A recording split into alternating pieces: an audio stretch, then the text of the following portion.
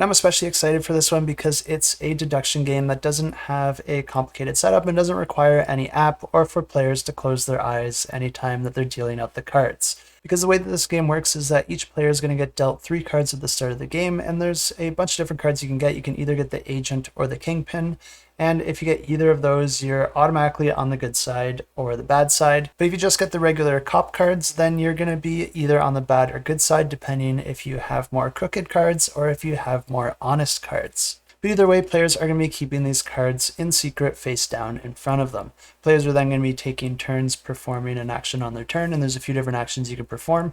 You can either use an action to investigate one other player's card. Whenever you do that, you just choose one player and look at just one of their cards in order to give you a little bit more information on what side they might be on. But another action players can do is to reveal one of their cards to all players at the table in order to point one of the gun tokens at one of the other players. This is important because in order to shoot another player, you need to point the gun at them, but then you need to use a separate action in order to shoot that gun. Anytime a player gets shot, all their cards get revealed, and if they're a Kingpin or an Agent, then it requires a second shot in order to eliminate them, and whenever you do that, the other team would win. But if they are any other player, then they are eliminated instantly.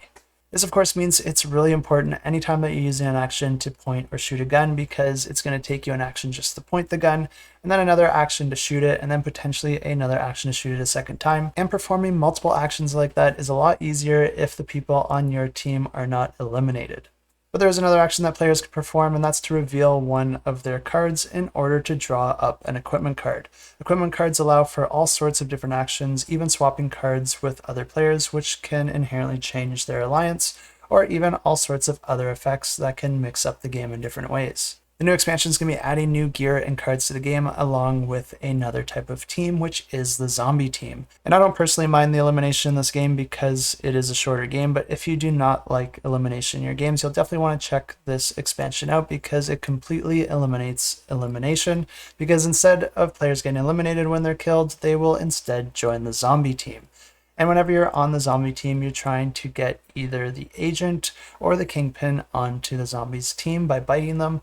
But in order to do that, they have to first get shot at least once. And then if a zombie's able to bite them while they're wounded, then the zombies win the game. And if you are interested in this one, you'll definitely want to follow along because it'll get you a really nice component added to your pledge completely for free, which is a playmat to keep all your table organized. And you can find the campaign linked in the description below.